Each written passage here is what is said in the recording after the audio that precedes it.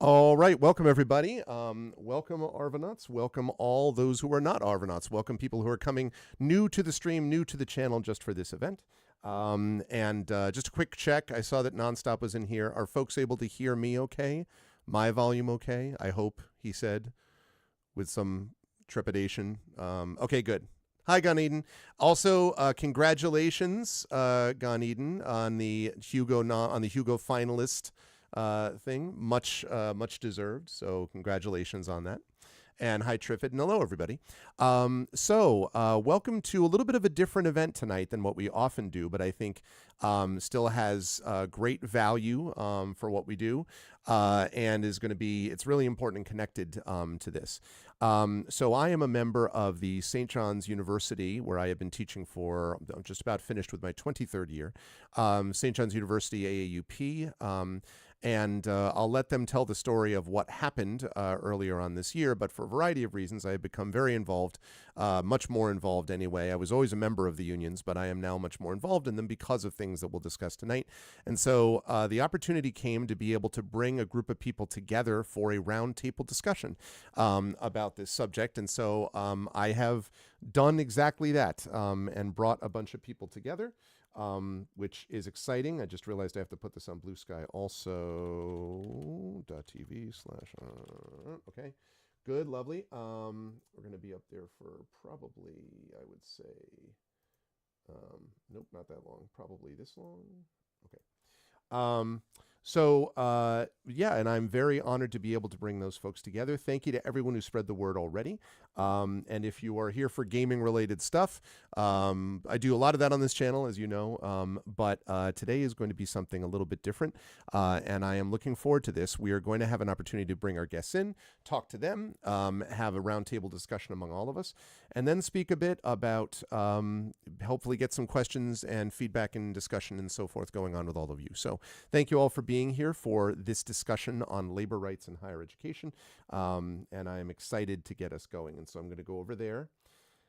And now I'm going to unmute myself and apologize for anyone that I interrupted because I couldn't hear them, as I had told them it would be the case. Now I'm going to unmute them, and now we're going to see if I know what I'm doing like a real streamer. Oh my goodness, it works. So we are here, folks. Welcome to Faculty Fairness and Moving Forward. This is a roundtable discussion on labor rights in higher education, and it is a great pleasure to welcome four, not one, not two, not three, but four esteemed guests to join me for this roundtable discussion. So I will move in a rough semicircle around that center part of Faculty and Fairness, and I will begin with my St. John's colleagues who are here with me. So looking to, as you look at the screen, the left of me, I guess that's over there as I'm pointing at the screen. On the top left, we have the equity officer for the St. John's branch of the AAUP, Professor Jeremy Cruz. Jeremy, it's good to see you. Thank you so much for being here. And I guess just quickly, we'll have a chance to talk a lot about these things, but just very briefly, I wondered if you could just talk a little bit about involvement in unions, because I know this is also your research area in part, but maybe just talk briefly about you getting involved in the St. John's Union and how you sort of became more and more engaged in that before I introduce Sophie and the others. Thank you, Greg, and thank you for hosting the roundtable. It's good to be here. I became a board member for our chapter, I don't know, maybe 4 or 5 years ago now.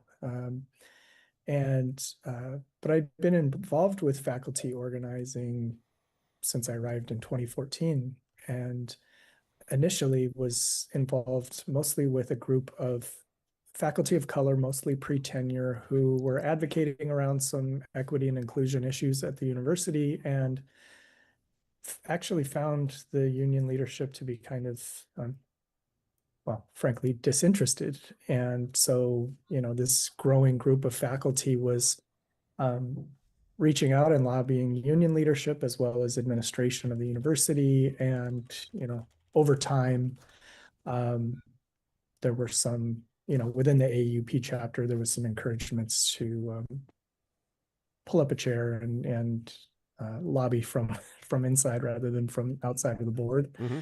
And that's turned into a lot of work. I was going to say, you're like, that sounds good, and then maybe not so much.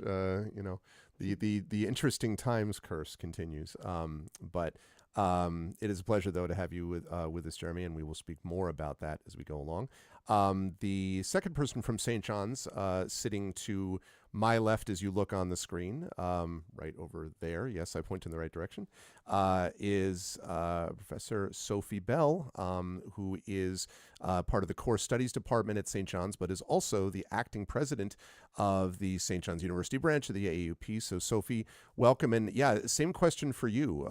I guess things as the kids say, that escalated quickly over the last 6 months, but obviously you've been involved for some time before that. So could you talk a little bit about how you got involved specifically on the union side of things at St. John's?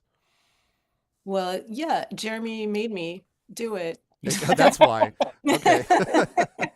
He's really good at bringing people in. That's the short version. The longer version is that I have been at St. John's for almost 20 years and been looking for places to help the institution deliver on the transformational potential of being an institution of higher ed. Many different kinds of places. And I've also been a fan of other faculty unions for a long time. I live with someone who's a very active member of the PSC CUNY that we're going to hear about. But I didn't see myself in the union work on our campus. There weren't a lot of women in that work, although there were a couple, until it was brought to my attention that I could be. And then, I started small and it kind of snowballed, but it's a very good place to grow and like face your fears and build relationships and really look at the leaders of your institution and say, like, what are we here for? Yeah. Do you want to be a educational institution, or do you want to be some sort of, really poor corporation? Yeah. Yeah, that's good stuff, and we're going to talk quite a bit about that that very discussion, which I think was where a lot of us are having on our campuses. Thank you, Sophie, for being with us as always. Continuing along the line down below, my name is Gregory Wilson. Those of you watching might know me as Arvin Eleron, which is what I sort of broadcast on this channel as, although once I was promoted to full professor, I kind of forgot about having to be worried about it. And now maybe I should be. No. So I've been a member of both unions for a long time. My father, who's a college professor, was a union guy. And it was only, honestly, because of the union. My father taught at Capital Community Technical College, which at the time was Hartford State Technical College in Connecticut. He was the first person in the history of the technical college system in Connecticut to get a Fulbright scholarship. And the administration did not want to, A, let him go, or B, give him a sabbatical, or C, give him any money to do any of this. Fulbright scholarship is a great honor, especially when it's the only one the system ever had.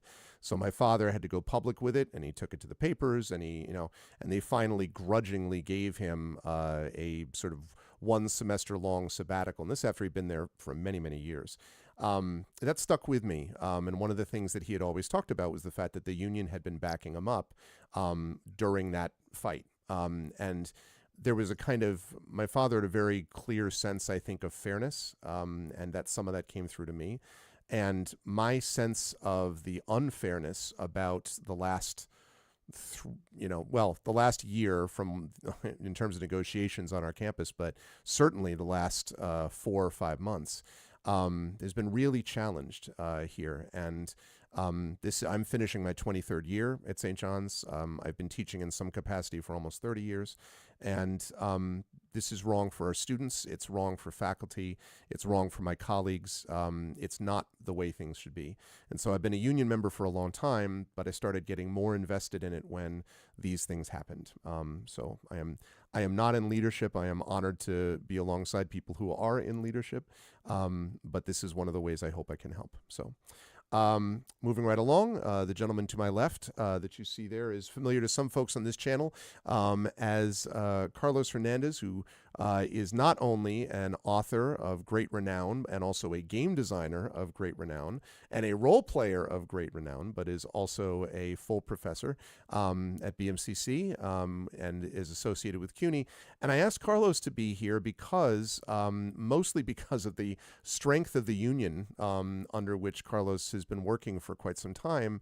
And I wanted the perspective of someone who wasn't just, I'm in the midst of union organizing right now, and here's what I think, right? I wanted someone who could talk a little bit about the experience of belonging to a union, but not being right in the middle of it, to sort of talk about what that feeling is like, especially at a place that has had a profound effect on other unions in the New York metropolitan area and stuff like that. So that's why I wanted to bring Carlos in. So Carlos, thank you. And yeah, I guess my question for you would be, as I say, not part of union leadership, but I'm curious about, I guess I would say what your experience has been with in terms of seeing what the union does or doesn't do. And if you have thoughts about, as a longtime faculty member at different places, what the sort of difference might be between a union that works and a union that doesn't, from the perspective of one who's not in leadership per se, but is underneath it. So. Yeah. First of all, thank you for having me. I'm so happy to meet all of you and to be part of a conversation that advocates for people being able to say what they want. Like when they need things, they can actually ask for them, as opposed to being crushed or destroyed or erased or disappeared. Yeah. I mean, unions are such a practical, simple thing. The fact that we are in 2026 begging to have a union is ridiculous beyond belief. And so, I'm here partially just, through the outrage of having heard what is happening at St. John and just knowing it just cannot stand. This is the sort of thing that cannot stand. I am part of CUNY. I have appointments at actually two schools, at BMCC and the Graduate Center. And So first of all, you had mentioned, Greg, so my primary appointment is at BMCC. It's a community college, and I get a sabbatical every 7 years. I'm going on sabbatical in the fall. I get to write books. A community college professor who gets to write books and go on sabbatical, is a pretty uncommon thing in academia, and your father being testament to all of the begrudging ways in which that administrations don't want that to happen. Yeah. But we have a union that basically have guaranteed that all 24 schools in the BMCC system have professors who are afforded this privilege, and it's the sort of thing that just wouldn't happen. It would so be erased.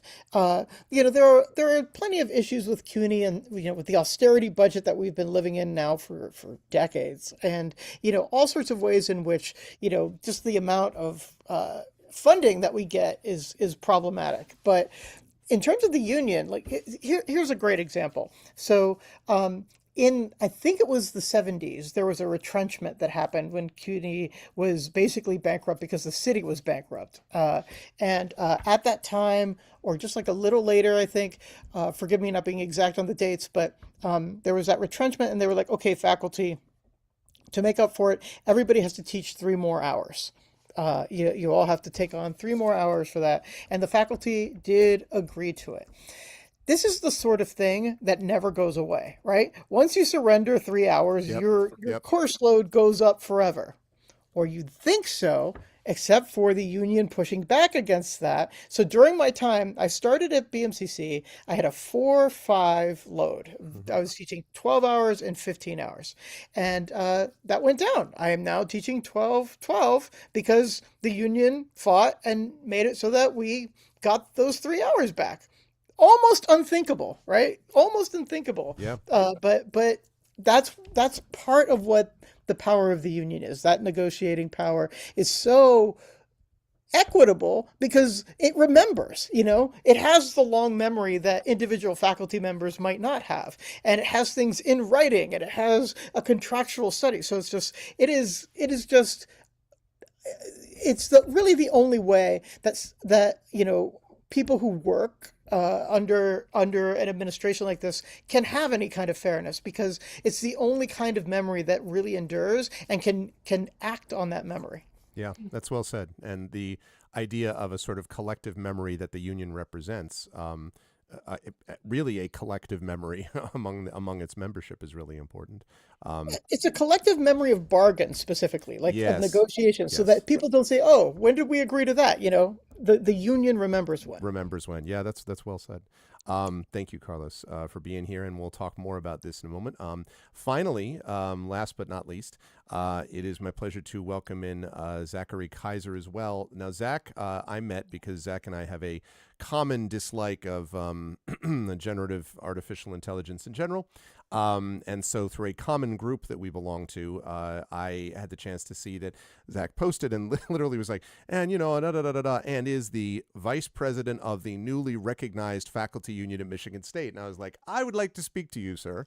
And so it is a great pleasure to welcome Zach in. You're a professor at Michigan State. So thank you for being here. And yeah, I want to ask that same question. And I think I'd like to start with you, and then I'll jump back to the St. John's folks to talk about what we're facing. But I'd like you to tell us about the process of getting your union recognized and what it was like for you specifically in getting involved in this. Okay, wow. Thanks, Greg. I mean, I'm so excited.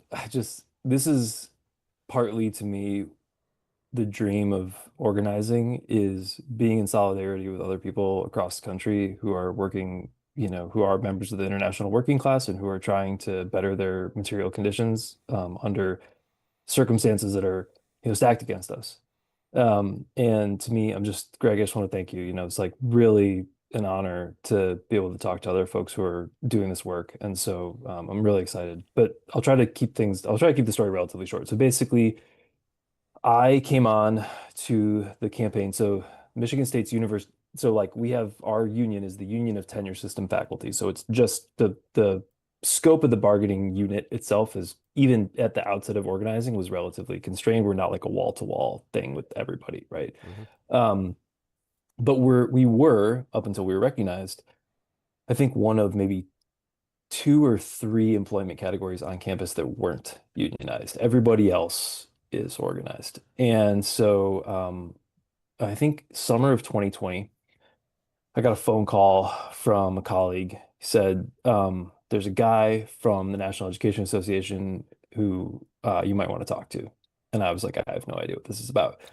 So get on the phone with him, and we had a great conversation about organizing and whatever. And I didn't know anything about unions. I was like totally clueless. And so I joined the organizing committee for what became UTSF. And that organizing committee had begun its work even prior to the sort of onset of the pandemic. So they had started work in 2019. I joined the team in summer of 2020. Basically, we had lost, like the university had clawed back a bunch of retirement, like some of our retirement match. There were, all sorts of budget cuts, but actually, thankfully, some of our astute fellow organizers got a bunch of data about the university's finances, and lo and behold, the university actually didn't lose any money during the pandemic. That sounds familiar. And so anyway, it was maybe 12 to 15 of us at any given time working in concert, having conversations with colleagues, just reaching out to people, like thousands of one-on-one conversations. Basically, it was a sort of really, really grassroots effort, certainly with the support of folks at both the Michigan Education Association and the National Education Association, which is the unions, like the umbrella organization that we're unionized through. And those conversations led to us believing that we could demonstrate majority support through a card count. And so instead of going to an election, right, where it's only the people who are able to or choose to vote in the election basically determine whether or not you get a union, we decided to go with card count, which we felt like was not only more democratic in the sense that it was 51%. We had to demonstrate majority support of the entire scope of the bargaining unit. But on top of that, we felt like it made us stronger already, going into negotiations. And so that was a pretty big lift. Our bargaining unit is like roughly 1,700 people. So, we had to get a lot of cards. The university hired a very famous law firm called Ogletree Deakins. I don't know if you've heard of them. The story goes that they coined the term union avoidance back in the 1970s. They're attorneys for the RNC. They are not good people. Tremendous. Yeah. And the university contracted with them. They also hired McKinsey to advise our newly installed president about priorities when all he needed to do was ask the faculty what our priorities should be. But God forbid anyone ask the faculty what the priorities of a university should be, right? Do they have Satan on speed dial? Who else did they get for It's this? pretty impressive. Pretty impressive roster. So there were a whole bunch of sort of like classic sort of union busting tactics that they engaged in, primarily sort of like delay, right? It's like the main thing that they did. We went into negotiations and spent 2 years negotiating over the scope of the bargaining unit. So who would be included and who wouldn't. Chairs, associate chairs, all the little, like all the little chairlets, directors of centers and institutes, right? Like, do you have a supervisory role? What is the definition of a supervisory role? And at any moment, can the university just change the definition of a supervisory role? And so all of these things, I mean, this was like a pretty unbelievable process to witness. Eventually, we filed an unfair labor practice suit. And that was what got us to the place where they were willing to count cards going back to, I think it was like December of 2023, because we had thought that we would get a card count at that moment. We didn't realize it would take 2 years from the moment we stopped collecting cards to negotiate the composition of the bargaining unit. And so all that while we continued to like collect cards because they were like, no, we're not going to talk to you about this. We're going to negotiate the bargaining unit. So we're like, all right, we'll keep collecting cards. But basically they said, oh, you know what? It's been so long that those cards aren't valid. And so eventually, this back and forth resulted in the ULP being filed. And then we said, look, we'll rescind the ULP, if you give us the card count going back to this date. And they said, okay. And finally, September 8th, date I will forever remember, sitting in the room watching card after card. I mean, they were all printed, right? So like the digital ones that we had people sign, the guy who was like the arbitrator printed everything out. It's like thousands and thousands of pages of stuff, right? And he's sitting there. Yes. And the moment you hit 51%, felt pretty good. Watching that attorney from Ogletree be like, fine. And just turned around and walked away. It felt pretty sweet. So that was recognition. And now we had constitution and bylaws that we had voted on prior to that. And so now we're in the process. And again, I'm curious to hear about Carlos's experience because I am in the midst of, as executive officer, of the union, I'm in the midst of really learning a lot very quickly and learning a lot of things that I didn't, it's the classic, what was it? Is it like Dick Cheney, the unknown unknowns or whatever? Mm-hmm. Right? The known unknowns. It's like, I don't know. There's so many things I don't know.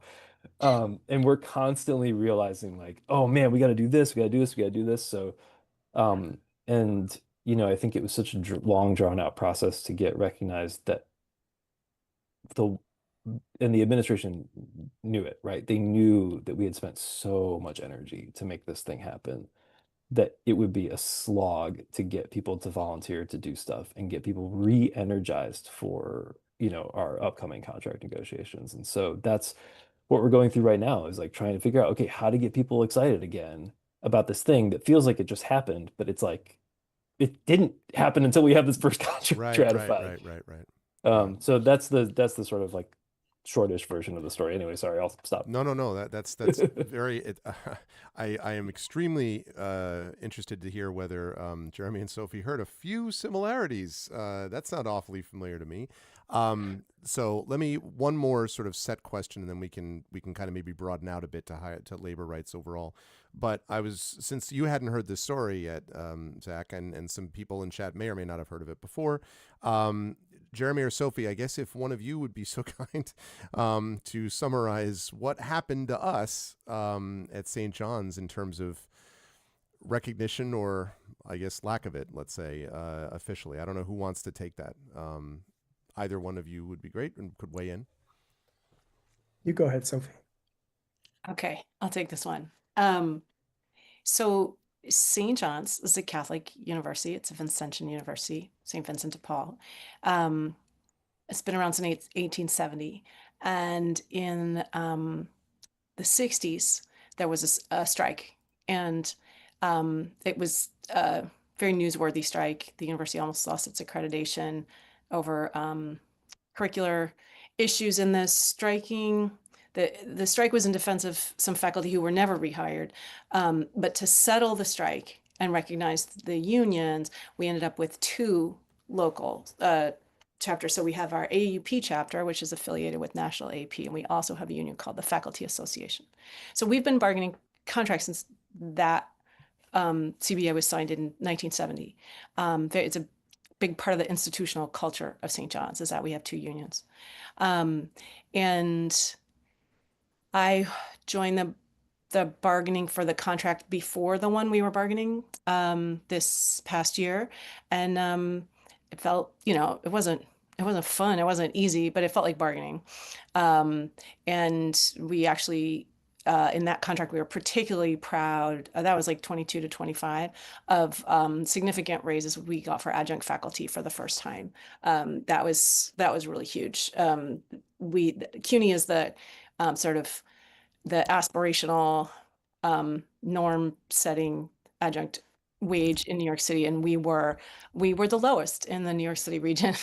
And we were able to shame the university into trying to get off the bottom.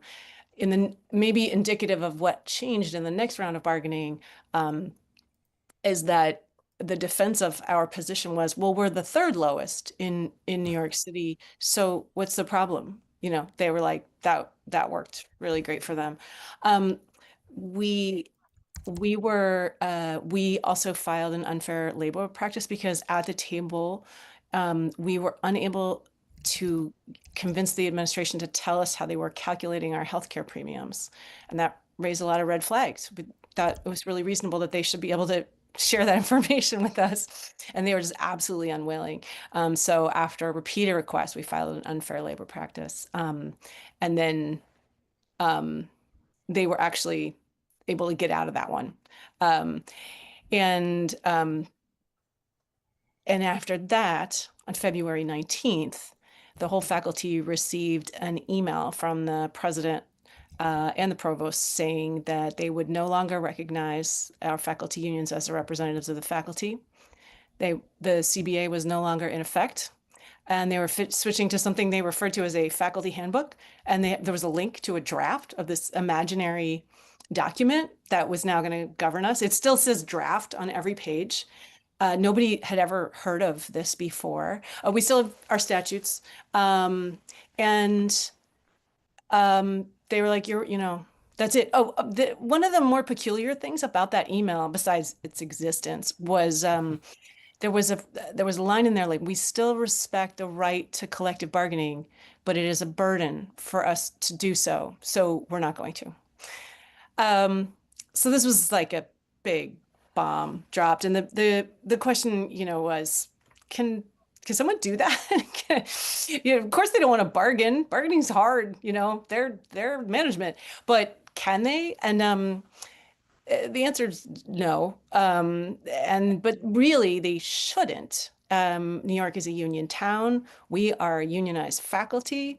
And the way that as a Catholic school we've been able to unionize is that we were never recognized by the National Labor Relations Board, right? There's a religious exemption there. So we got our bargaining rights through the New York State Employee Relations Act.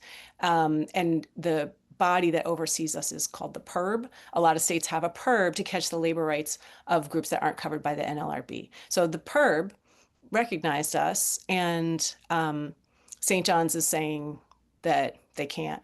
So there's a whole legal strategy. We have a good legal case, but our goal remains to just create enough pressure on the administration that they realize they've made a mistake and return to the bargaining table. We were a year into bargaining when they sent this really devastating, misguided, and harmful email. So it's been devastating. We we have collective bargaining rights that our employer is no longer recognizing. That's a horrible situation to be in. On the other hand, it's been really galvanizing. Like new people are stepping into leadership, new power networks are being built. It really cleared the cobwebs from a lot of our minds about what might be going on in our institution and like who's on your side and who cares about faculty, who, you know, the working conditions of faculty are the learning conditions of students, right? And so it's been very clarifying and terrifying and energizing. We immediately within a week, less than a week, we were rallying on campus. About 2 weeks after that, we were rallying at MSG because although our president doesn't want to pay faculty or recognize their bargaining rights, he really, really wants to have a good contract for Rick Pitino, the coach of our Division I basketball team. So he's currently the chair of the board of the Big East Conference that leads up to March Madness. And so on the day of the press conference to kick off the Big East, which he was in charge of, we had a press conference outside MSG, which was like really no end of fun. And a lot of allies came there. And we've been going hard ever since. We're really building an organizing strategy that's very strong. And we're building out a really great infrastructure for ourselves. And we have more tricks up our sleeves. That's a good summary of it. But I want to ask Jeremy something and then come to Carlos. But before I do that, 2 notes that I want to make here. The first is that I believe the strike at St. John's was the first strike for a unionized faculty to become unionized in higher education in the United States. I'm pretty sure it was one of the first ones, if it wasn't the first one. So it's particularly problematic that then they're like, never mind, at this university. Secondly, not only did that letter talk about this idea of burden, but it also had the gall to use the idea of Catholic social teaching, literally citing that as a reason why they should connect to the faculty. Because as I've joked with people, Jesus famously anti-labor, right? Like not at all pro. I mean, for a priest, Father Shanley, to have the gall to write something about Catholic social teaching in relations to why you break a union is staggering to me. I can't even conceive of it. Amazing. Again, maybe not the best timing, given that we've just gotten a socialist mayor. Maybe not the best timing for them. I hope that will work in our favor. But it is just, those are 2 notes that I wanted to make because it's really staggering to me. Jeremy, I want to come to you about this because, as we talked about, you have had a broader perspective on this even before you got involved, because a lot of what you do is talk about labor rights and somewhat the tie, I suppose, between theology and labor rights too, which is why I brought that question up about what Father Shanley said. So I guess I know you've talked a bit, Sophie just talked about this idea of sort of being galvanized here. And when you and I have had the chance to speak a few times about this, I've been impressed about the way that you imagine this in kind of a layered way, that we build these networks. Sophie used that language also, and Zach did too at Michigan State, building these sort of layers together. Do you see historical resonances here in what we're dealing with at St. John's? Like, are there historical lessons we can draw from, I suppose, as we're engaged in this fight? Yeah, I never expected to be in this fight at St. John's. And frankly, I wouldn't have come to St. John's if I thought that this was how I was going to have to use my time. I'm very jealous listening to Carlos talking about being a scholar at a junior college and having a sabbatical and having time for research. And I would love to be doing my research on the connections between religious groups and movements and the labor movement. That's my research, that's my work. I would love to be doing my organizing and advocacy work as I had always done before St. John's. Before St. John's, my work was connecting the religious community, and in particular Catholic communities, with farm workers and coal miners and janitors and meat packers. These are the kinds of workers that I was involved in organizing.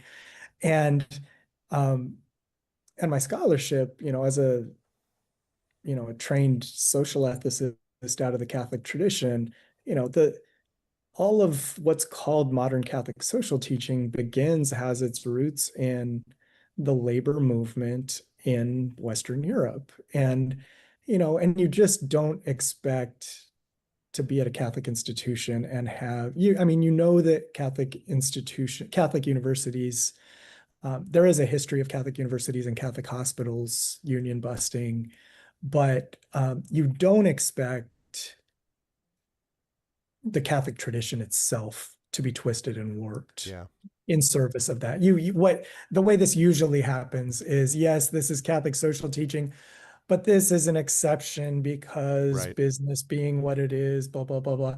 You don't expect for the university to really go all in on a very novel legal construct of the first Trump administration, this really odd religious freedom argument. And then, but fine, Father Shanley doesn't understand labor law, bless his heart. He doesn't understand that we have our labor rights from New York State and not from the federal government, fine. But this, using arguments about using the common good, the central concept of Catholic social teaching, and somehow trying to justify this through the Catholic social tradition is absurd and offensive to Catholics who take our tradition seriously. And so, in terms of historical resonances, I think lately I'm so struck by the historical dissonance, because if we were here 80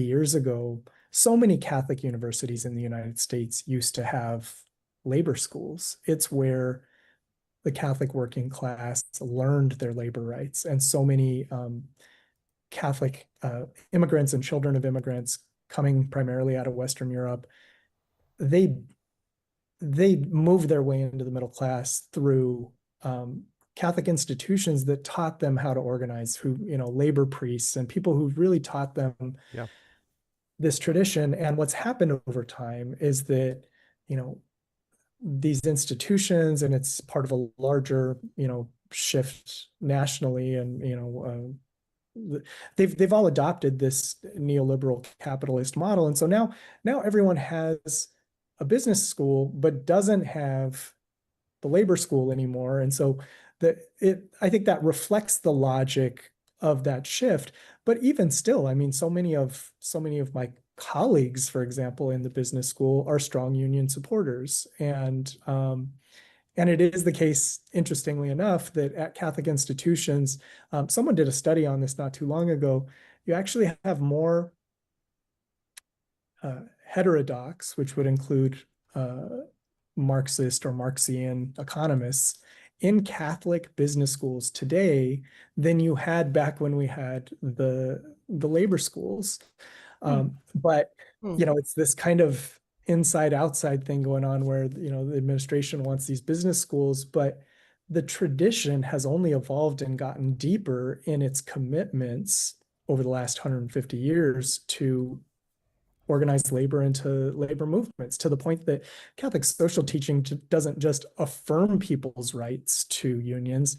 It says there should be more unions worldwide. It advocates and says this is really a key part of social justice. And on top of that, it says unions aren't enough. You actually should have shared worker management and shared worker ownership of economic enterprises. And so what Father Shanley's doing and talking about is so far out of step. And you expect Catholic universities to be at the forefront or at the vanguard of moving forward a religious tradition. And instead, what we have is the last several popes, and it's not just the last two. We talk a lot about social justice and labor rights around.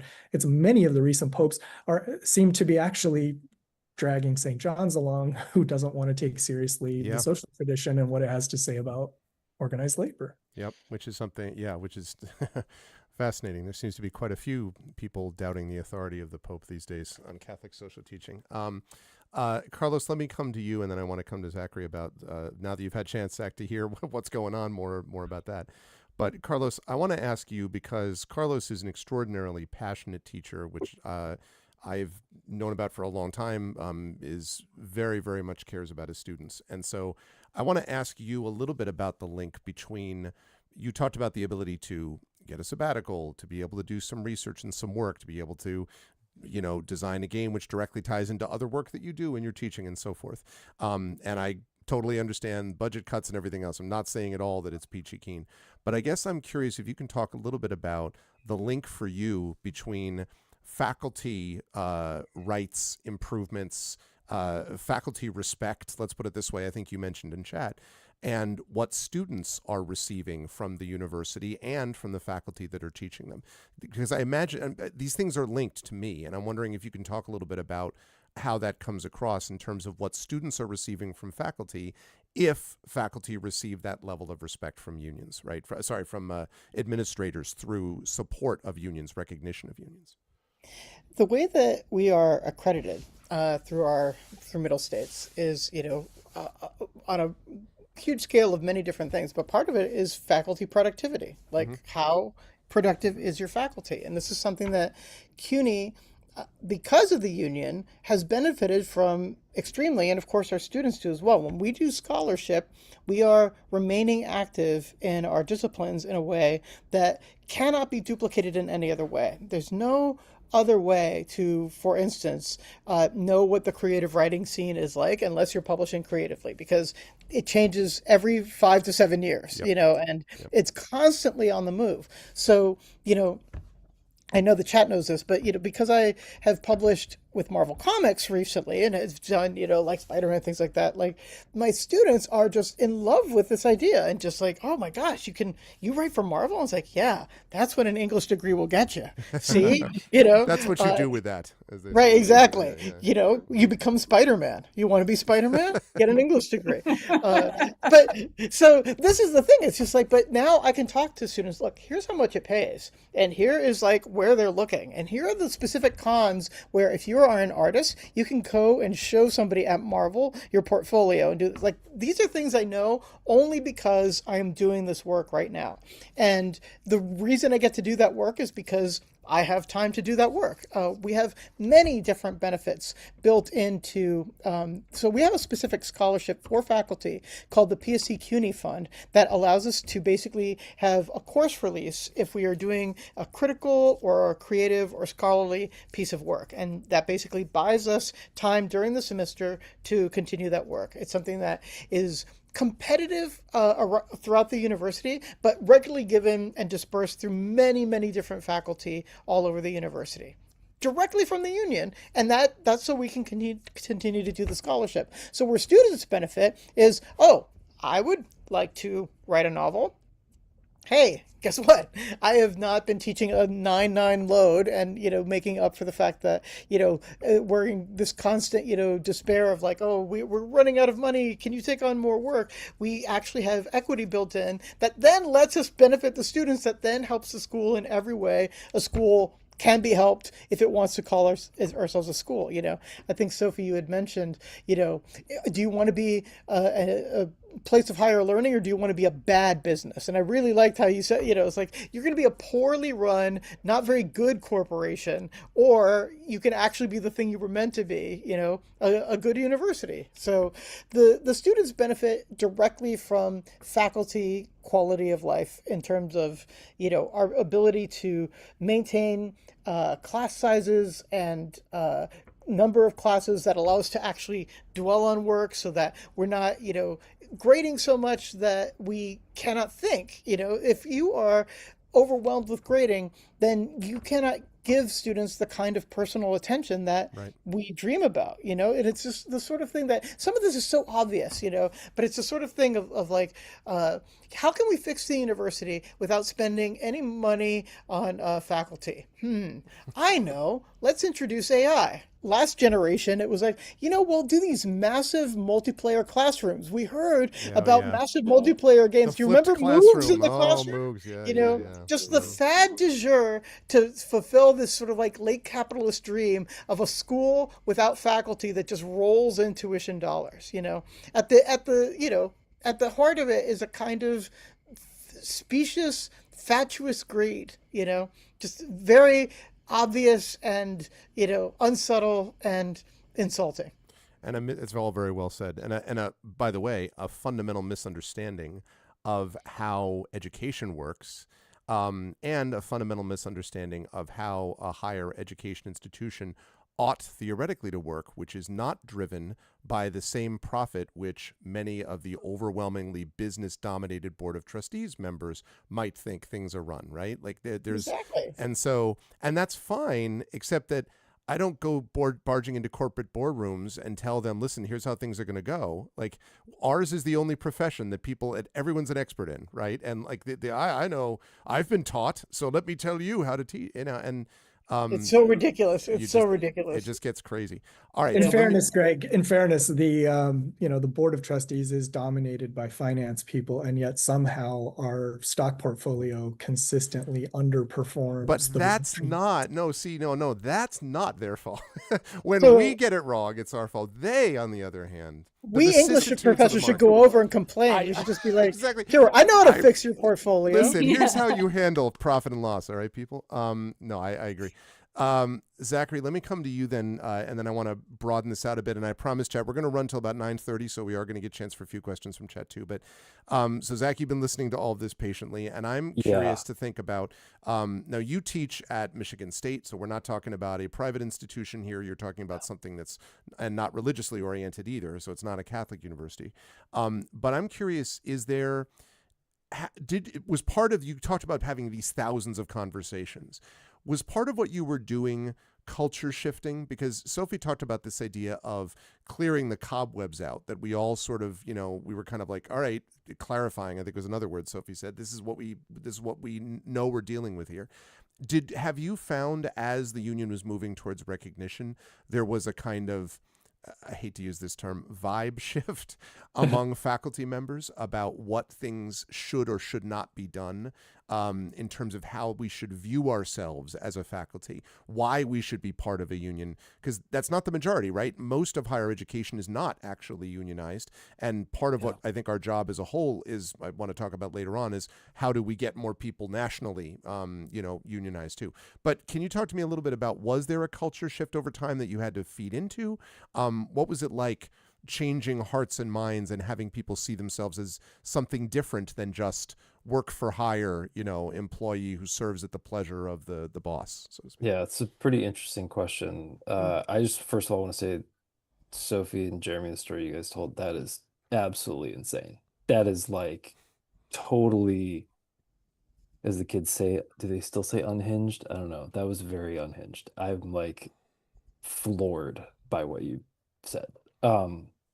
We've always had a faculty handbook, actually, because we've never had a union, at least for tenure system faculty. So that term is very familiar to me, and that term is very familiar to me in the context of like partly why we need a union, because the grievance procedure is garbage, right? Like we need to fix that, and all sorts of other things about it are garbage. MSU is known, MSU. So like in terms of the we are thinking about, as we were doing this, as we were working towards recognition and as we were beginning the effort, we were looking to other R1s. MSU is I don't know, it's like this, all the university braggy terms, we're an R1 AAU member, blah, blah, blah, blah, blah, right? We spend X amount of, government dollars that we don't have anymore, on research and all that stuff. And so, in terms of peer institutions that have unions, there's very few, particularly in our sort of like competitive orbit. If you think about like Big Ten plus a handful of other schools, Right. You've got Rutgers. Rutgers has an extremely strong union. Shout out Rutgers. I think Pitt, right? Pitt organized while we were organizing. It took them a long time to get to their first contract as well. Indiana? Oregon, Is Indiana? they are not. They're not. Okay. Oregon's got a union. Kansas actually just ratified their first contract recently. So again, there's not that many. There's a handful of other ones, but there's not that many in terms of like our ones. And so one of the questions that constantly comes up, and still now, right? If you think about like we represent because we can't, because we're not a closed shop, right? We can't make people, when you get hired, you're not like, required to pay dues to the union, right? So we're still seeking membership, right? It's like really important to make sure that any amount of membership less than 100% is not good enough for us. But we had a lot of conversations, and we still have conversations with people about like, well, why do we need a union? We have tenure, we have the protections of tenure. It's like, dude, we're a Republican governor away from losing that protection. I'm sorry. Look at Georgia, look at Florida, you name it, right? You look at Utah, all the legislation that's being written everywhere, Arizona, like, I mean, that's like a laughable response these days. But again, in conversations with colleagues, and this is one thing that like I have had to so I don't know if you can tell, I'm Italian and my parents are both attorneys. And so, or were they retired? But I tend to find things to be like very, very adversarial. And, in conversations with colleagues, like, you don't want to be like that. In organizing conversations, it's really important to be like, yes, I see where you're coming from, and I know we have the protection of tenure right now. Let me ask you how you're feeling about the privileges that offers you. Like, tell me about your workload. Tell me about, your lab or whatever it is. But it is very interesting to hear the kinds of pushback that we've gotten. People have asked, well, would a union institute a salary ceiling? Right? Of course not. Union's not going to institute a salary ceiling. That's nuts. Like, we wouldn't be able to recruit, high caliber faculty. But also, if somebody comes and like doesn't, I don't know, that part of me is like, well, if you don't want to like be in a union, you don't think it's, like gonna be good for your career or whatever, like you're too careerist, like get out of here anyway. I don't want you in my school. Whatever, it's fine. Like that's the neoliberal mindset, just like, curdling somebody's brain, right? Anyway, so yeah, a lot of conversations about, whether it's one of the things that we're very unfortunate and fortunate to have experienced at MSU is like a long series of crises, right? So you had not only the Trump's first term happening, but then you've got the Larry Nassar scandal, you've got the COVID budget cuts, which were just like a total disaster, the clawback of retirement funds. There's like all sorts of stuff that's happened at MSU. We've gone through a whole litany of presidents and provosts in like like a handful of years. In fact, I actually don't know how many presidents we've been through since I've been at MSU, and I've been here since the end of my 11th year. I have no idea. Because again, like this is not a position that someone like, it's unclear the extent to which they feel they're actually a steward of the institution at this point, right? It's like an investment bank. I don't know. And so the thing that we have benefited from in that regard is that because universities increasingly, and there's like I wish I had my books next to me.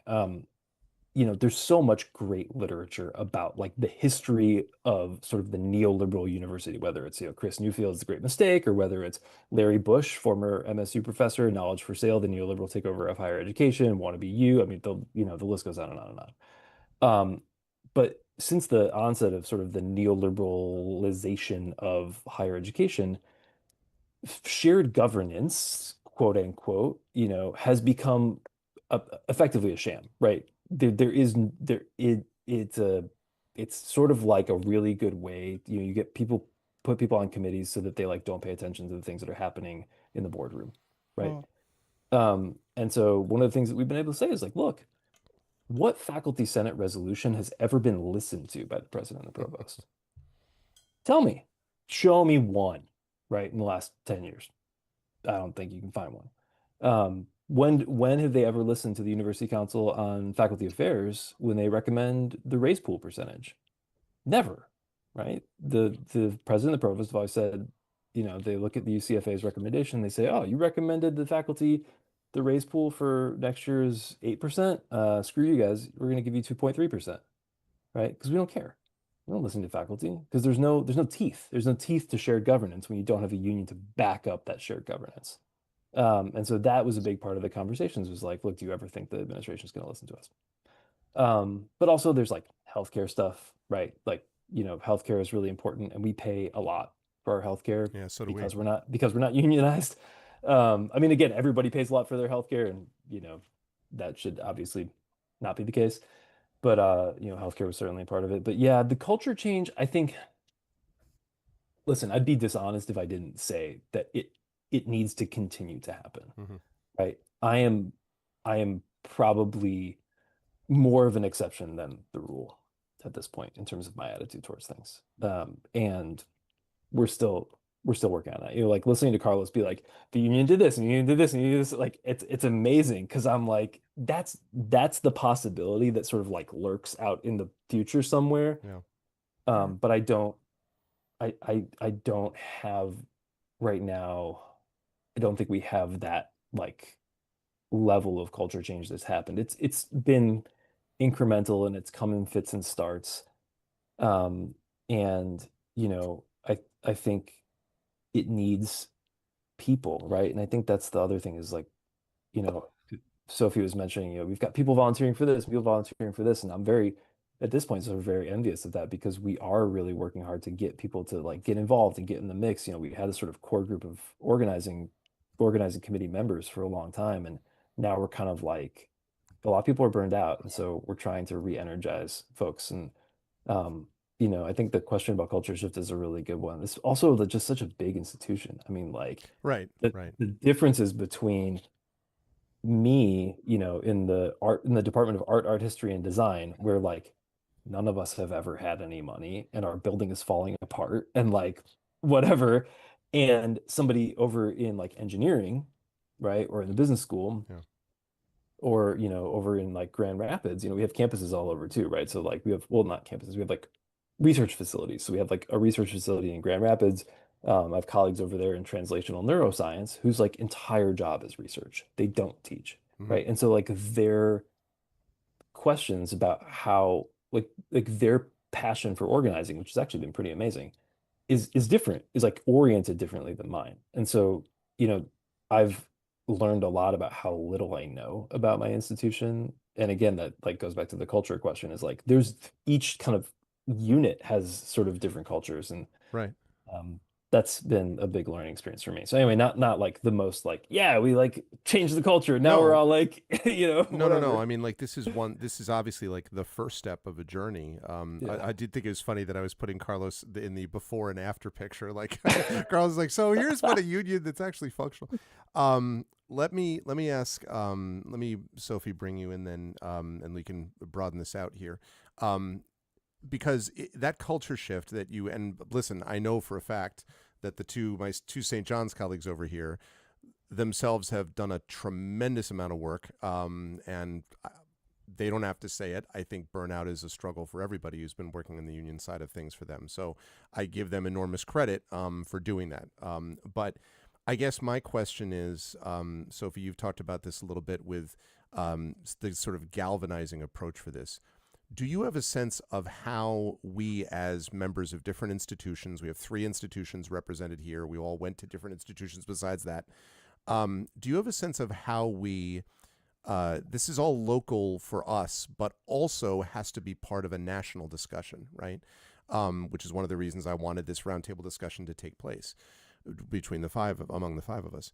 Do you have a sense of how you go about trying to sort of generate that energy among the faculty that we talked about?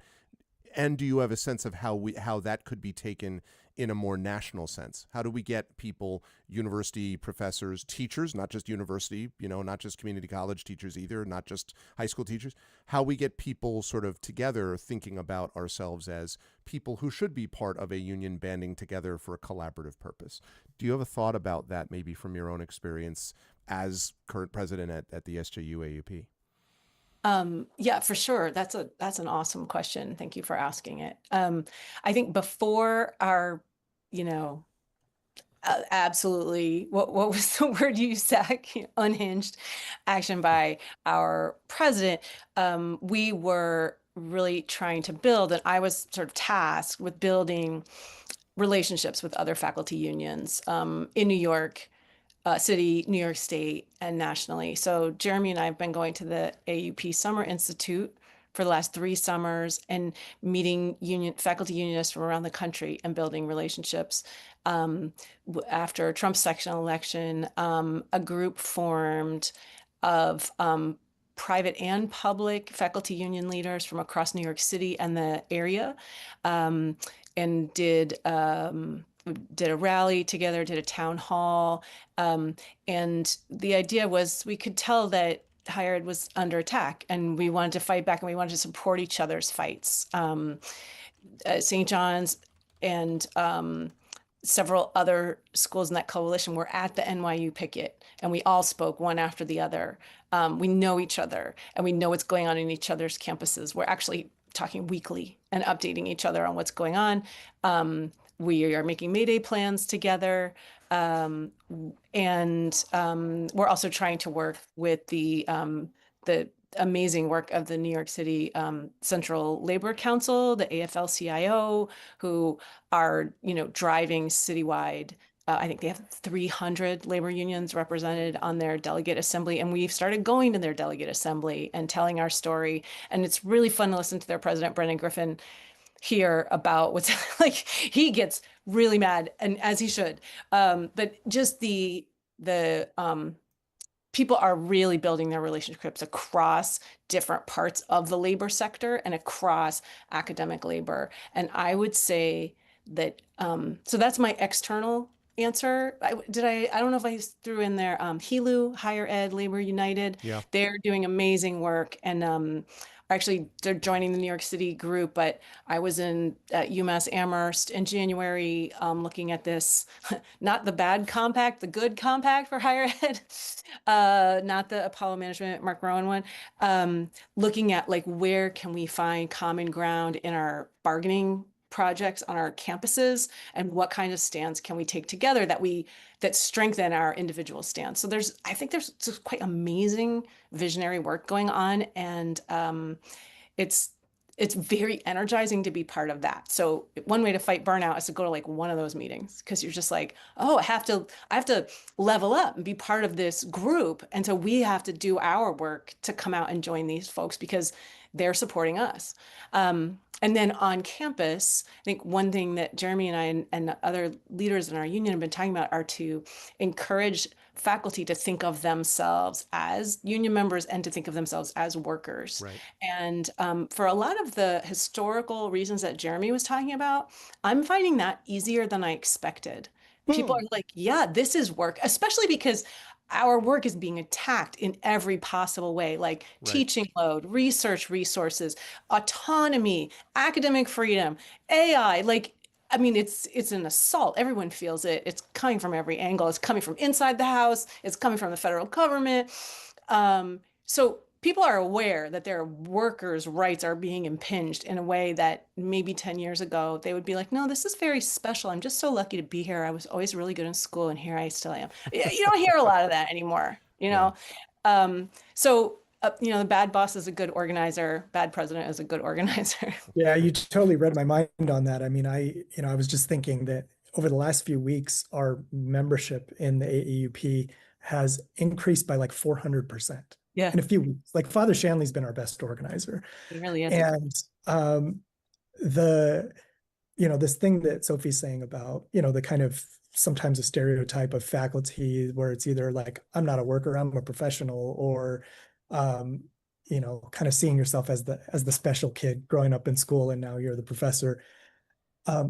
There are so many factors playing into the deprofessionalization of the professoriate that had all this, prestige around it or whatever, that, even our hardest to organize colleagues, or people we assume are going to be our hardest to organize colleagues, they're on board. I mean, I've had some incredible conversations with colleagues in the hallways who we don't see eye to eye seemingly on anything, and they are very invested in the campaign. They see what's happening, they get it. And we can't keep pace with, and this is the burnout question, we can't keep pace with like onboarding enough organizers to keep pace with where our colleagues are actually at and what they want. Yeah. And so, it's just there's the burnout's real, and we need to pay attention to that and not have our core group working at a pace that's unsustainable. At the same time, as these institutions all do their authoritarian move, it means fewer and fewer people are calling the shots. And I'll tell you, the handful of people that are hoarding the key decision making for themselves, they look a hell of a lot more tired than we do. Yeah, that's right. That's right. And they are wearing their asses out doing the nonsense that they're doing. And it's not working. It's obvious to us that what they're doing is not working. And it's obvious to us that our union membership and our participation and engagement in the campaign is growing exponentially by the week. That is, and I had heard some of that, which is good to hear. And that's, I also think, it's fascinating to me to hear this thing, which I've had this deep frustration with for many years, about the narrative of the separated university professor, which is dismissive on multiple levels. First of all, dismissive of even if it were true, because what people think about is the professoriate that are at the Ivies, right? So they immediately think, well, the following 10 schools, that's what I think of when I think of a professor, which is, I'm here to tell you, clearly not the case, okay? And the professoriate actually is teaching in, as we talked about with Carlos, is teaching in the community colleges, is teaching and in fact reaching a much larger student base than any of the Ivies handle. I mean, please, like the idea that somehow Harvard calls the shots for, the Arizona State Community College Tech, of the world is absurd. And the community colleges, half of us are adjuncts. and absolutely. And that's the other thing which Carlos mentioned, which I wanted to bring up too, which is the other thing, of course, has been this adjunctification of the university, which is an attempt to bring as many adjuncts on board as you possibly can, give none of them governance, give none of them rights. And so all of us have friends, I imagine, who as adjuncts have had to teach 5, 6, 7 different institutions, commute between all of them, have offices at none of them, have health insurance for none of them, and then you hear about awful stories about people who literally die from lack of health care, and were working for, $12,000, $13,000, $14,000 a year or something absurd and sleeping in their car. These kinds of stories are horrific and put the lie to the idea that was always nonsense, really, that professors are a certain way. But it's important to remember that, and this is why I'm bringing this up, that this is a deliberate move to continually attack not just education, but the people who have expertise and can help be part of the guidance of young people into their own educations. I was really moved at that February rally that we did by the students who came up, and there were a decent sized group of them that kept coming by and that were like, heard about it, and then were like, I can't believe they're doing this, and were like yelling about it. Like, how could you possibly, yelling at, like, how could they possibly do this to our professors? Because we are to them what St. John's is, right? Carlos is what BMCC and CUNY is. Zachary is what Michigan State is for our students who access it that way. Do they think of themselves as, I am a Michigan State Spartan? Or do they think of themselves as I'm a student in this person's class who really matters to me? I am a student in this professor's class who changed my life because of opening up an avenue in my mind, in my world that I didn't know was there before. And that's why we do it. Like, we do it for these reasons. But the idea that then the administration can cynically say, well, like we approve, you are the ones on the ground, and you're the soldiers on the ground who are doing the hard work and everything else, until it becomes convenient to ignore, to dismiss, to throw aside, and to sort of bury under the weight of this. We can't afford to give you the shared governance that you need for your existence is offensive. I think it's offensive at the highest level, and it's offensive to our students most, I think. And I think about that quite a bit, about what they are then going to go through if 10 years from now we become the equivalent of the University of Phoenix, right? with a basketball team bolted on. And that is something that we can't allow. So sorry, I didn't mean to get on a soapbox, but it's so frustrating to me to see that, which is why it's also, as you pointed out, all of you have pointed out in some way, energizing, to sort of see people coming together in common purpose to fight against it, because there are so many more of us than them, and we are so much more a part of our students' lives than they are. Chat, let me take a couple. If we have questions, please give us a couple. We have about 10 to 15 minutes here before we have to wrap up. The Rising Tides. First of all, the Rising Tides is also known as Brandon O'Brien, who was just named today as a finalist for the Hugo Award for one of the poems that he wrote. He's a game designer and poet. So congratulations to Brandon O'Brien. Hey, Brandon! This discussion reminds me of a part, is from Trinidad, by the way. This discussion reminds me of a part of the issue that some people on the outside often forget. All labor issues affect people outside the profession all the time, but in this instance, we're talking about the people responsible for ensuring citizens learn and know things. That's truly frightening. Yeah, because that is the root of it, right? Which is, how do we get an educated populace that can say, wait a minute? And it's a lot easier to control a populace that is not trained to think, wait a minute, which is what we do sort of on a regular basis. That's true. And that's the bridge to your concern, both of your, you and Zach's concern. Was it you and Zach or you and Carlos about AI?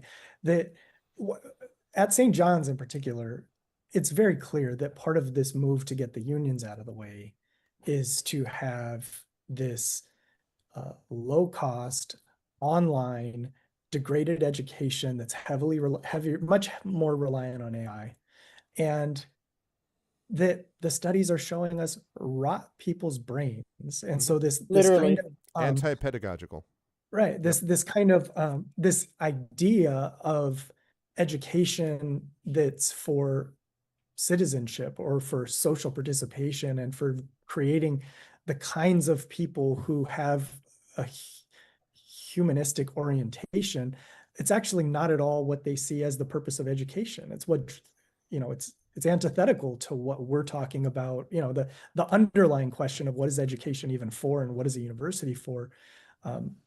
They're not making moves that align with our understanding of even what a university education, what its purpose is. That's right. And I had, I was lucky enough to have Ed Zitron on campus a couple of months ago, who gave a talk talking about, and I had a back and forth conversation with him. This is a tech journalist who is one of the so impressed. leading Greg, lights that's of so cool. Gen AI. He's great. And, he's talked quite a bit about, what this is based on a con, right? And it's a con that's designed to gain money, and it's a cynical con, but we've seen cynical con men before.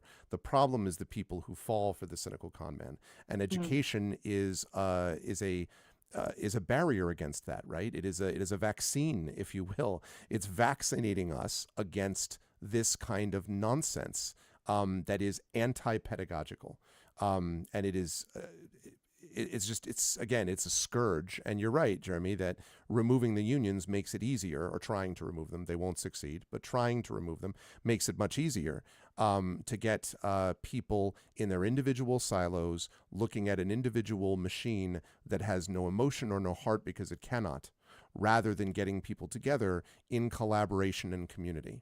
And for absolutely. An institution that is supposed to rely on a church, a group of people coming together in common purpose, to say that the ultimate end is to remove that purpose and to individualize again, is a staggering abdication of religious right, in my view, and Wow. just an abomination.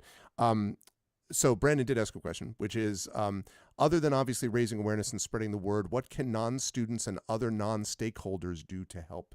I appreciate that. I will say, Brandon, it's a great question. I will say I do think in the end they're all going to be stakeholders, though, because we are the canary in the coal mine, because they'll come for everybody else next, or simultaneously. So what can they do to what do we all think as a collective? And I'll throw whoever wants to take this. What can non-students or non-stakeholders, people who are not in the higher ed sort of environment right now, what can they do to help, do you think? I got a couple things. Sure. Well, first, I would say, we are one of the sectors that, in rising authoritarianism, you got to come for higher ed, because that's where one of the places where independent thought is formulated, and Yep. a lot of formations can develop there. But they're also coming for the media, the organized labor, more generally, the courts, right? So whatever sector you're in, fight for that. This is our local fight here. But I would also urge people not to participate in the trashing of higher ed that has been the far right's strategy. This like idea of Please. a tenured radical, or the idea of indoctrination, or just like, everything since Reagan, when he just like hates higher ed, especially public higher ed or ed. And so to not contribute to or get sucked into the real like perversion of what we're trying to do with the personal and social transformation that higher ed makes possible. One of the things I'm really proud about for St. John's is the social mobility that comes with having someone in your family go to college, right? Absolutely.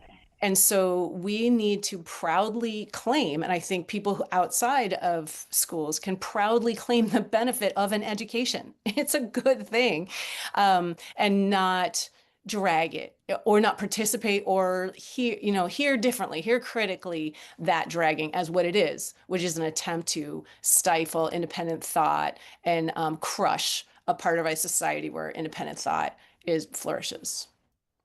That's a really good one. Anyone else, Carlos? Yeah, I just put a link in the chat for fivecalls.org. Like, I think we just need to reclaim our government. And I hope that happens sooner rather than later. But reclaiming the government means, oh, yeah, we actually want to have education that works in this country. So, I think public education, private education, it's all under attack right now in the ways that you were describing, Sophie. And as you were describing, it is a concerted attack for very specific reasons. But I think we're in a moment right now where there is pushback possible. And I think what we can do is leverage tools that make it easier to do that. So fivecalls.org is just very easy ways to call your congresspeople. So you can find who they are and just put in 5 calls. They give you sample scripts that you can use. And by putting in those calls, you are definitely swaying what our congresspeople are fighting for. So yeah, we should just make the fight that general, like make sure that we are electing people and that we make our voices heard to our elected officials. Let me hit that local thing quickly while if anyone else wants to take this, but this was just passed along.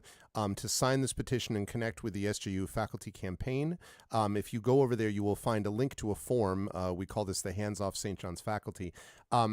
The sort of local organizing and the national organizing thing being linked is really important in the sense that any voice that gets heard locally does then get amplified. I see these things as inextricably linked. My wife is just elected to the Democratic Town Council where I live in Connecticut.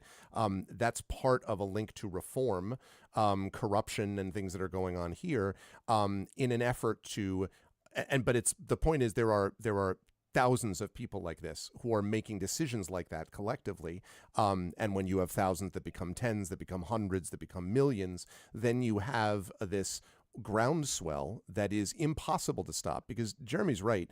The number of people that are doing this as they get more and more unhinged, to use Zachary's term, the more they get this way, the fewer of them there are, and the much, much narrower their power base becomes. Like, what are they basing it on? As I've said to people, this is like the old thing about a frog in boiling water, and you gradually turn up the water, and the frog doesn't notice that they're being boiled. This is putting the thing on lava temperature and then taking a frog and dunking it into the pot and being surprised when the frog is like, "What the hell is this?" Right? Like that is what has been done at our university. That is a heck of a metaphor. It is. It's don't throw me in the boiling literally water. learns to speak. It's so outrageous. It's so outrageous. It's like, get out of here. Education through boiling water. No, I mean, like, and that ultimately is the way that they've gone about this is so almost designed to piss everyone off. That it's a way that we can organize people. So please do sign the petition. You don't need to be a St. John's person or a student or a professor or whatever. So please join that petition, and that fivecalls.org is a good one. And to take up space, we're here Yeah. in digital space and using digital space and, connecting with our campaign. If you go to the homepage, you'll connect with our campaign through Facebook and Instagram, and we're we're building out into the digital space, and it really helps us a lot when people share our posts, and in particular the concrete things that we're asking people to do, but also getting into physical space. There are so many workers that are picketing right now, and for you to show up on a picket line and take a shift for a half an hour, my niece and nephew are, they're 9 years old and younger, have been on the picket lines with, my sister who's a nurse in California. And, picketing is the kind of thing we can all do. And it's about putting your body in a physical space and showing up with your feet. And May Day's coming up. There's so many workers that are going to be out on the picket lines, and take a shift, because the workers who are fighting for their rights and for their families and communities, they need a break and a breather as well. And that's a very specific, concrete thing you can do.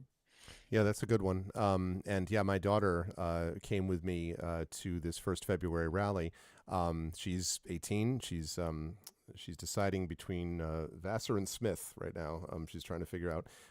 She's a very, very able student and a really good person who has been really affected, I think, in a positive way by seeing her parents fight for things that matter, but by seeing people come together for common purpose. And I also just want to quickly magnify the point about not adding to the contempt towards not just professors, but the contempt towards intellectualism, towards inquiry, towards intelligence, the sort of sneering dismissal of people who have expertise and have worked and over many years to create that expertise has got to stop. We desperately need a public intellectual group in this country that can reach out and talk to people, not as highers versus lowers, which is the way it's portrayed in the media sometimes, but as people that can commonly connect on a human level and say, I have done this work in this area. Let us as humans connect and see how your story and mine can come together using some of the expertise and experience I have to get you some more of what you need, and you can teach me as well. Like, that is what needs to happen, and we don't make that happen when we play into these jokes and stereotypes about what professors are and are not. Because for one thing, they are many different things. Zach, can I ask you about that sort of? I just signed the petition, by the way. Oh, thank you. I also Hey, that's did. awesome. Yeah. Thank you. But think about, Zach, what about you in terms of how can people out there help you and the Michigan State unions and what you folks are doing there? Right now, MSU, right, is a public institution, and our board of trustees are elected officials. And so one of the things you can do is lean on those elected officials and make sure that when people come up for re-election, that they are supporters of unions, okay. right? It's like, that's super important. And so, that's certainly part of it. I also really think that, Sophie and Greg, your points about sort of like the discursive space that we kind of operate in every day is really important, right? Like the question of even seeing higher ed as transactional, right? That you pay for a degree, students have become customers, like kind of resisting that in ways, in every sort of everyday ways, and kind of, again, trying to push back on the framing of higher ed that has led to the circumstances we occupy today, right? So it is, in some sense, that sort of like ongoing neoliberalization where, not only do students become consumers, but then if students are consumers, we're selling them a degree, and so we need to make labor as cheap as possible. So we like gigify, faculty labor and all that kind of stuff. Like just the underpinning assumptions, right, about how higher ed works and what the point of higher ed is at every turn. If you're able to do that at conversations with people, I think is super, super important. Because we all, it's like what's the like David Foster Wallace thing about the fish swimming, and like one fish says to the other, isn't the water great today? And the other fish says, what water? Right. And like we live and we swim in these ideological waters. We don't realize the impact of them until until maybe it's too late, right? So trying to just reveal those ideological waters at every turn, I think, is really important. Yeah, that's well said. We are just about 90 minutes, which is when I said we were going to take this to. So I guess if we could maybe one last word or one last thought that you have about the topic tonight, sort of, I guess, calls to action for folks. We're going to have more of these discussions. I'm going to try to host more of them on my channel in future months. But any sort of ways that people can either connect with you, connect with your campaign. You've said some of it already, but if there's some place else that you'd like people to go for further reading, right? We do that all the time in our classes. Where would you go for further reading? And I guess I'll work with Zach, and I'll go in reverse order that I introduced everyone in. So thank you again for being with us, Zach. And where else can people find, and sort of your thoughts about this and connect with you elsewhere? It's a good question. My scholarship, I guess, has started to intersect with this, if only because like this has become kind of my life. So, I've been doing some writing about, higher education. There's a chapter of my book, my first book called Interfaces in Us, that's about dead professors and algorithmic inference and recommendation for students, and online software. I don't know. Anyway. I forget what chapter. Got to link your book. Where yeah, is so my first book is called Interfaces in Us, User Experience Design and the Making of the Computable Subject. It came out on Bloomsbury in 2023. And it basically is kind of like a hybrid artist scholar monograph. So it talks a little bit about my time in industry, talks a little bit about my creative practice, and sort of looks at the history of user experience design as a way to legitimize people as sort of nothing more than fleshy computers and the dire consequences that emerge from that. And so, it's got a little bit, I spend a fair amount of time dunking on like game theory, and dunking on sort of first wave cybernetics and, all the good stuff that has led to the situation we occupy today, which is a situation in which we are simulated as being individuals in constant competition with one another. And we are incentivized to behave according to that simulation, and that simulation becomes more accurate by the day as we continue to behave as such. And as so part of the, again, like thinking about Gen AI, I guess the other thing that I really think is important is connecting the role of Gen AI in labor organizing, and understanding that it is fundamentally an anti-labor technology. It is fundamentally a fascist technology, as Dan McQuillan has written, and we need to resist it at every turn. And I think that's a crucial sort of part of the conversation, is the way that we're being kind of sold this con as Ed Zitron. I'm just so glad you've had Ed Zitron in, man. I'm so jealous. So I gotta get that guy out. So That's awesome. It was complete luck. I was on Blue Sky and he had posted something or other, and I was like, and I was literally, before the year began, the academic year was back in late August, and I was like, yeah, just me, just sitting here hoping that I could get Ed to talk at my university. And he's like, and so he writes, he's like, well, you could just ask, lol. And I was like, wait, what? So I just got him, and it took a while, but we brought him over. We have a storytelling series that I've started to create at St. John's. It doesn't technically conform directly with that, but it was part of it. And I will say, on my college level, I teach in CCPS, the Collins College of Professional Studies at St. John's. I do give them credit for spending the money to bring them in. And I give them credit. And that's another thing that's helpful, is that a lot of administrators are not all pulling in the same direction on this. And I won't say anymore I won't say anymore so as not to get anybody else in trouble, but it's a great point. There are people who are on quote unquote our side and who are in solidarity with us. And again, like, we got to remember that. It's a super good point. I dropped my in the chat in here, I put a link to my Substack, and you can feel free to peruse that as well. I'm not nearly as prolific as Ed, I will say that. Well, he's a little beyond the norm, I would say. I also put your book in Twitch chat as well, so cool. Folks can. Bloomsbury. I did not go to Amazon, all right, chat? Yeah, that's right. I went to Bloomsbury. Yeah, go to the publisher. Yeah, they were great. Ed Zitron hasn't had to teach at a non-unionized university, so he's had more time to write. Yeah, well, no, that's true actually, and yeah, I think and I don't agree with Ed about everything, but he's very much in the side of the angels on this one, I think. But Zachary, again, thank you so Oh much man, for it's such an joining us honor. as This a was part so of this. fun. I could do this all night. Grab a couple beers and go to town. This Yeah, is yeah, awesome. yeah. No, I appreciate it very much. Carlos, so same question to you. Any sort of things you want people? I know a lot of people in chat do know you already, but for those who might be watching the video later on and so forth, like anything you sort of could point people to in terms of resources, information, places to find out more about your thinking about this, where they can see you speaking more, for example, about different things relating Sure. to this. Yeah, so what I would say is the thing that I've learned about organizing is that a little help is a lot of help.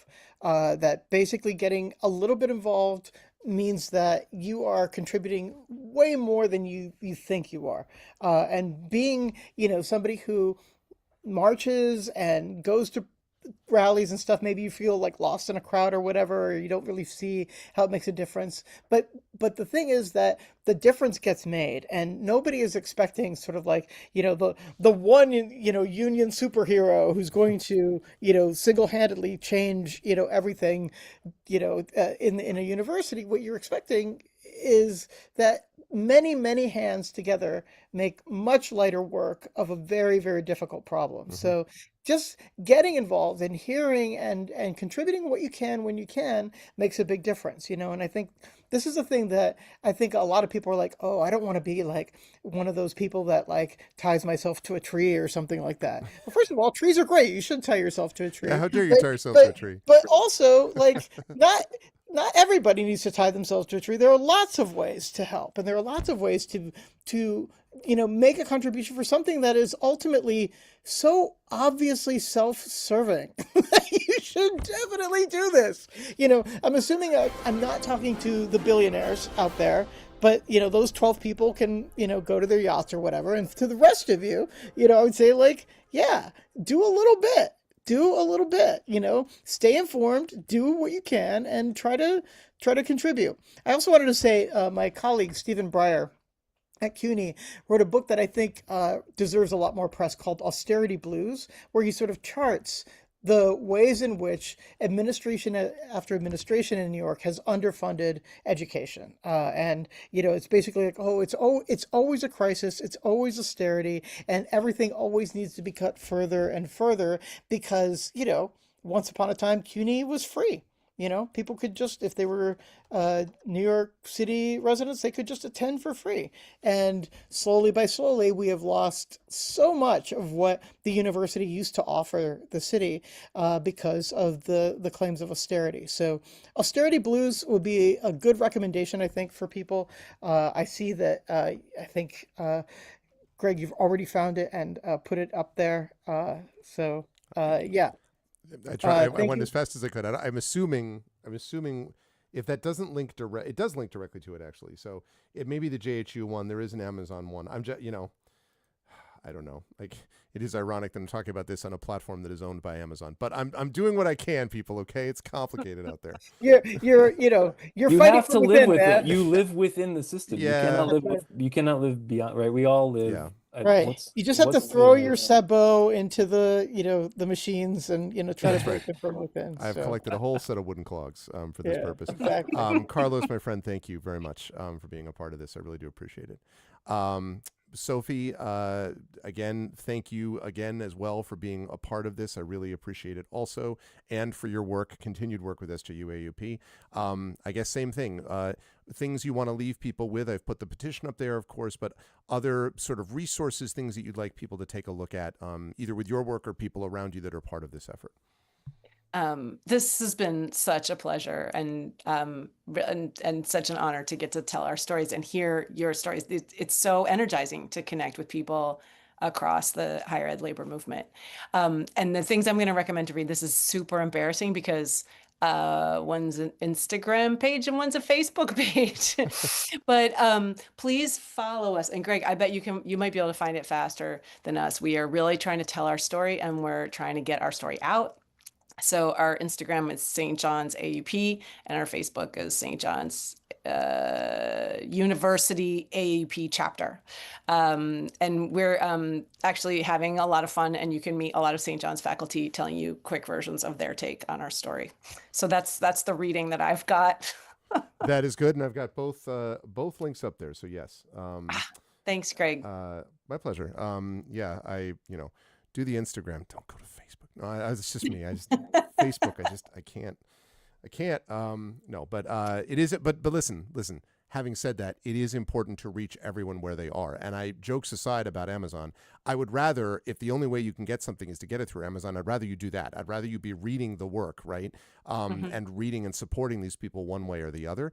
If you can get it directly from the publishers or from the people, great. But if not, get it where you can get it and read it where you can read it and spread the word where you can spread it. I'm not going to be too precious about it. So, but thank you, Sophie, again, for being here and for that continued work. And last but certainly not least, Jeremy, thank you as well. In a lot of ways, I think you were the first person that I really interacted with directly at the AAUP branch at St. John's. Some time ago, I was on a panel about Gen AI at a conference that was held at St. John's. You can take a guess what side I was on. And Jeremy actually asked a question there about ethics and about the way these things play out. And of course, he was 100% right. You need to foreground ethics and people first and technology last instead of the other way around, which always happens. So thank you for being willing to reach out to people as you were able to reach out to me. And same question. Thank you for being here and all of your work with the union, and anything you want to sort of leave people with, your work, other work, that's sort of further reading for the folks watching. Thank you, Greg. You'll enjoy that. On my way in here, I saw an ad pop up on Instagram for St. John's University advertising its new partnership with Grammarly, and they frame it using a what they call a deep question from St. Vincent de Paul: what must be done? Can I tell you, by the way, so just so cynical. It is so cynical. I have to say, so I am on the Superhuman Go task force because they, I guess, have decided to start rolling me out as the skeptic that they need. And so they bring me out there, and I'm kind of like, they're like, so what do you think about this? I'm like, I think it flattened out the human experience and was not something I want in my classrooms ever. And they were like, okay. I mean, like, I will say, I view my role here as harm reduction, right? And I think that one of the things that we've done is the more that they talk about reducing and making smaller the databases and taking it away from all things to all people and giving control of it to individual professors, that's better. That's moving us in the direction we need to go. The ultimate thing is to hang on until these things collapse at their own weight, which is what's eventually going to happen. But like in the meantime, I'm on that task force for that precise reason, because I think it's important to do a little bit of sabotage, Carlos. But I mean, continue doing what you're doing. Yeah, I mean, sorry, Jeremy, you were phenomenal. You were phenomenal on that panel last year, and as someone who studies the intersections of religious humanism and labor, I'm very concerned about the ethics of AI, of its mere existence, or what we're calling AI. As far as my recommended reading, I would say for organizing labor in higher ed, Academe magazine from the AAUP. If you go to aaup.org/academe, they have an excellent magazine they produce, I think 4 times a year, 3 or 4 times a year.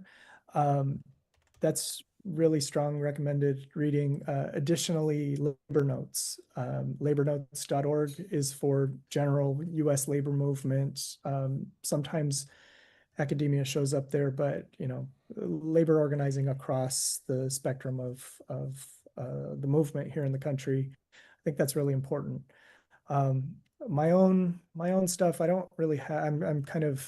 I've been pulling back and shifting my social media presence, so I'm not as active, but I do have a book coming forward if I can get hired over it where Carlos is, so that I can get some writing time. That'd be great. The book is going to be with Palgrave Macmillan, Great. and it's Equality and Catholic Social Teaching, Advancing an Emerging Tradition. And I've got to get us to resolve this campaign so that I can finish the book before Pope Leo comes out with his encyclical on AI and remaining human, because I don't have time for another chapter. So Could you tell them that this is like, this is essentially been given to you by the Holy Father? Like if you, like as a maybe that will get them to realize, oh wait, I have someone I have to listen to. yeah, I don't know.